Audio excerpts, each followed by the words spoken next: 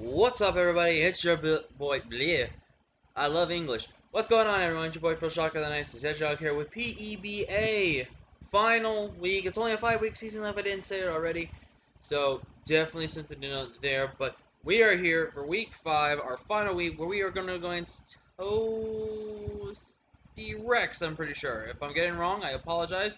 You can allow to toast me. I'm sorry. The joke was there. The joke was there. I had to. I'm sorry. Anyways, if you guys are excited for this, leave a like if you haven't already. Subscribe if you are new. Join the Fish Shocker crew today because you'll be feeling with the King of Crew. And I'm not gonna lie to you guys. I hate this matchup. This is one of those matchups where I literally don't have any response to anything on my opponent's draft. I can't do anything. So, obviously, I'm recording this actually before I play week 4, so I'm hoping I won week 4, because if not, I could be missing playoffs, because I don't see myself winning this matchup at all. There's no way I win this game. So, I need to kind of just hope and pray this team kind of just gets stomped in the regular season, so I don't have to face it and everything like that, but you know what I'm saying? Anyways, all jokes aside, this is it. This really is a tough matchup, so let me just kind of go over why this matchup is really tough.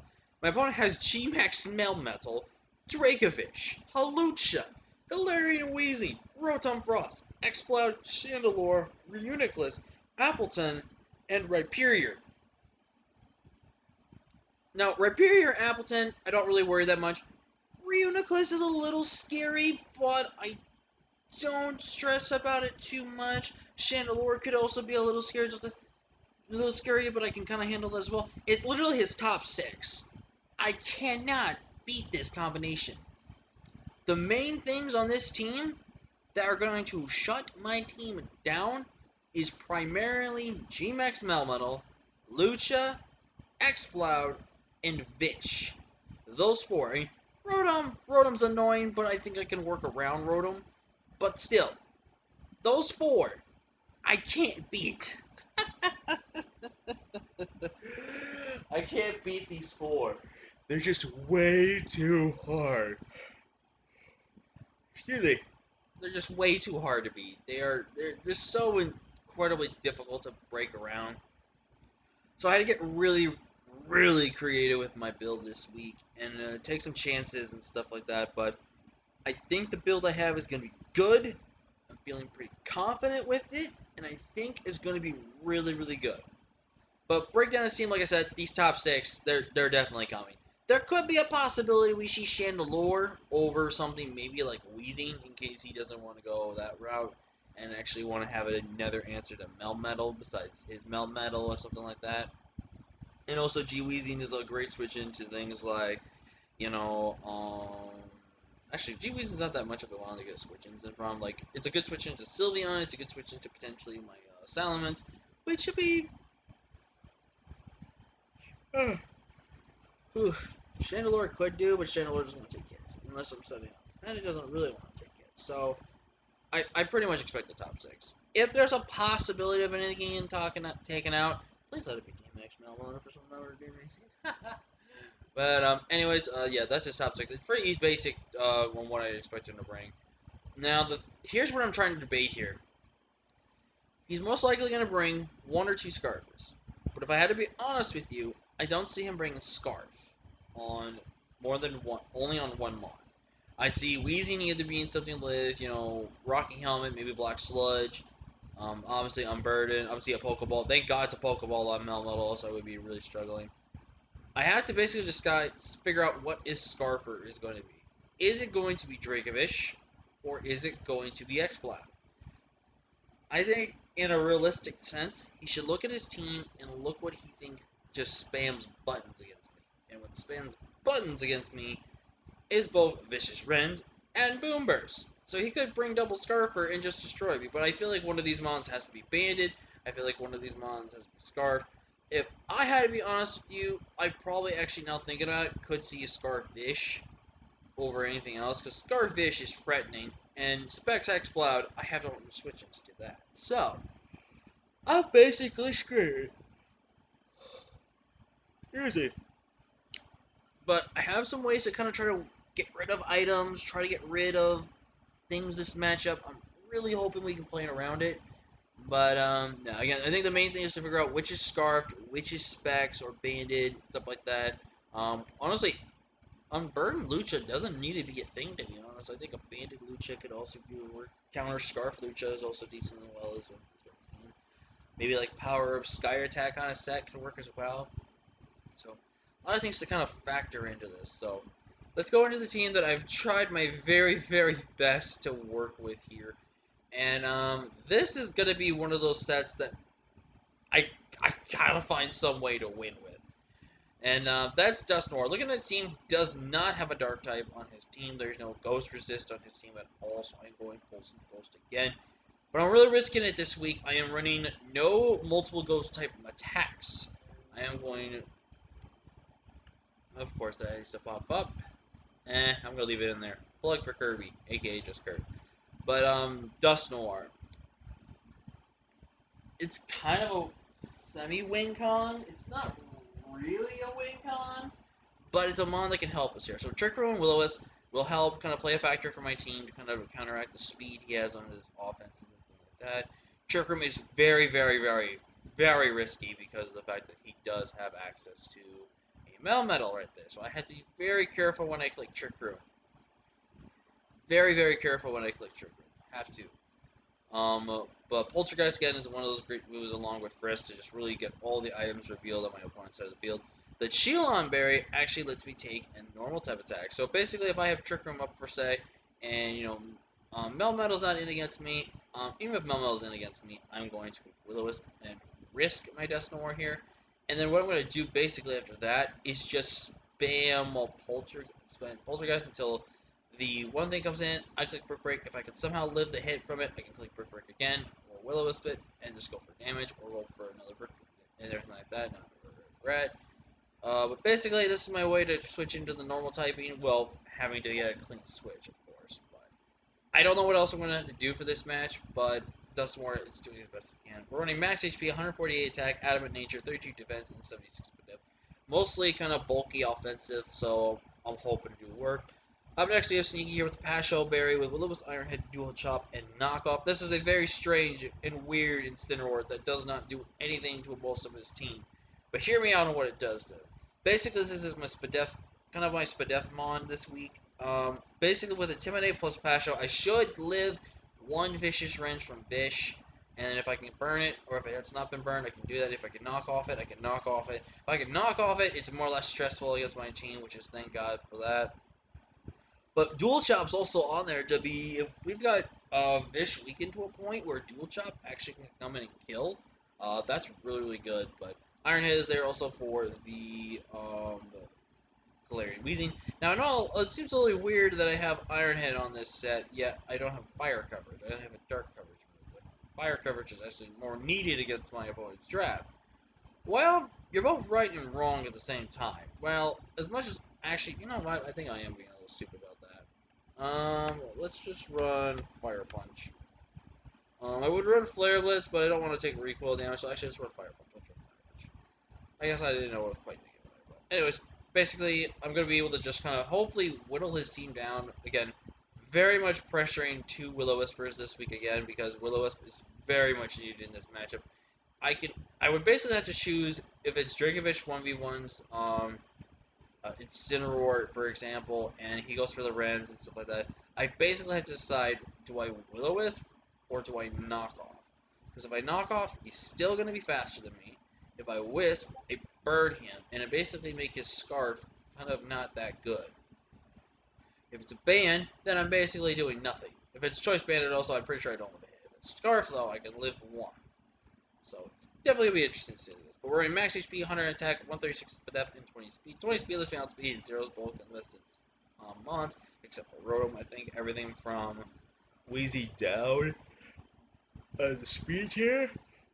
I'm pretty sure I should outspeed, guaranteed. So we're fingers are crossed, hoping we can somehow make this work. A set that I hope will be able to do us the work and will be the win con for this week. And I'm really, really praying this set works. I'm really hoping it does. We are running Zero Aura with Lumberry, Plasma Fist, Drain Punch, Bulk Up, and Play a Rough. Hopefully, I can get one Bulk Up before Melmetal comes in. And if Rotom comes in, I go for a second bulk up. If it's scarf, well, here's the thing though. If it's scarfed, you know, it speeds me. But I don't think he's gonna be scarf Rotom. I feel like heavy duty boots Rotom is more important in this matchup, just because of the fact that I do have access to. I believe I have access to. Oh, I don't have access to rocks. Never mind. I don't think he will breathe that. Shoot, I didn't think that through, did I? Well, I still don't think he's gonna be Scarf on his Rotom. If anything, Scarf on his Vish or his Ice-Ball makes the most sense. Rotom, I don't think needs to be Scarf this matchup. I think Rotom just needs to be offensive. Honestly, I think Volt Switch, Thunderbolt, Blizzard, and I guess maybe Defog is really good, and potentially being maybe like Chobble Berry, Rock Berry, maybe even Specs Rotom could be a problem, stuff like that. So if I get at least one bulk up off, I should be able to just kind of do some damage. If I can get two off, that's so huge because that helps against so much of my opponent's draft. So definitely something to note there. Also, if I'm faster than his Vish, then player up at the +1, getting that chip down we need, can actually be able to do a lot of work. The set Plasma Fist, Drain Punch, and player up hit everything on his team except for. I mean, it really doesn't really hit the Rapier the best with Drain Punch. But I think it was definitely the mon I needed to kind of use the attack and everything like that for. Oh, excuse me there. I think Zera is 100% going to be one of the main ways we win this game too. So I have to position Zera carefully. We're running a lot of bulk in Zera from a physically defensive standpoint. Just because I don't need any speed. The fastest mon he has on his team, not counting Halucha, goes to base 298 max speed. And that's low. So I could take into account for the adamant max speed, but again, if he's on burning, it doesn't really matter to run speed creeps and anything like that unless I force a switch at him. So what I decided to do is just go for ultimate offense. Basically, if I start getting like 2 or 3 bulk up stuff, though, I pretty much should just win the game. He's got no Scarfers and stuff like that. So definitely something to note there. But up next, we're bringing my GoldenEye 007, and we are bringing very, very interesting set here. We are running enough speed to outspeed only the Rotom. We are running the rest into HP and special attack with a modest nature, with Hydro Pump, Ice Beam, Air Slash, and Scold. Ice Beam really there to give us that neutral hit on the Vish, as long as Air Slash also giving us a speed boost, and also another hit that can relatively hit Vish, which is really important. And then Hydro Pump plus Scald basically hits everything else on his team for super effective damage. And we really need those attacks. We only really need Hydro Pump to land if I have to go for it.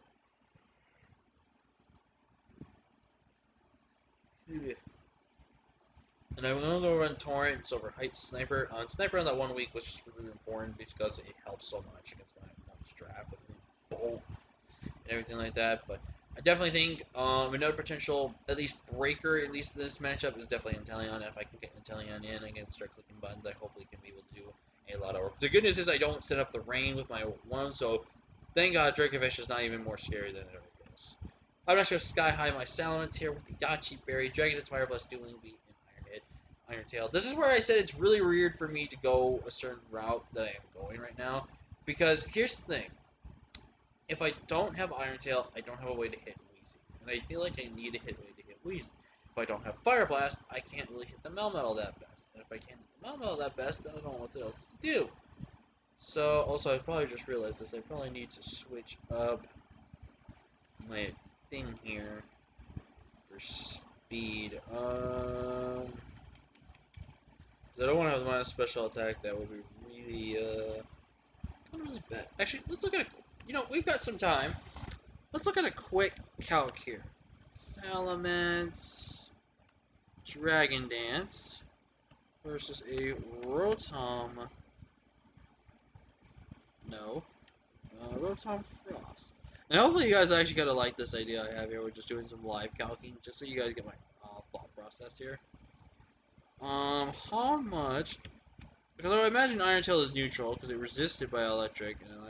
So at +1, Iron Tail actually does not kill. Does Dragon Claw kill? At +1. Does not. Why is Rotom stupid?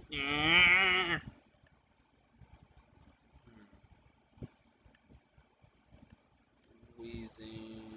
Let's kind of look at it. Let's say if it's standard OU defensive, so it's a Fizz Def Wall.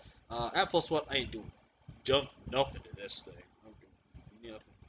So let's look at here. Strange Steam. I can live. I can live strange Steam hits. I can. I can live at least one. I'm not living two, but I can live one. And if I get a second DD off, I have basically a good chance to kill.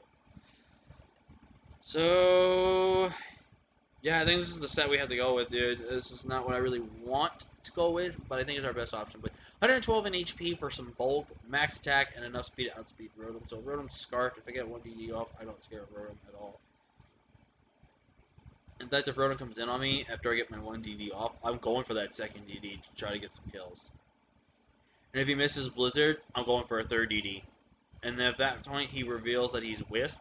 I'm basically +1, but I have DD going for me here. I have to run Intimidate because Intimidate is very much needed in this matchup, so definitely something to know with that. But I definitely think Mance is going to be one of those, again, the potential breakers, kind of a cleaner for us. And Fire Blast is strictly there for the Melmetal. I'm going to try to make sure I can figure this out later, but I'll do that later. And last but not least, this is by far the weirdest set you will probably ever see on any Pokemon. Well, on this one at least. And it would have it make no sense, but it knows what it does. We are bringing Skuntank for the second time. This is only the second time we've brought Skuntank. Everything else we think we've brought at least once before Shellman. R.I.P. Shellman.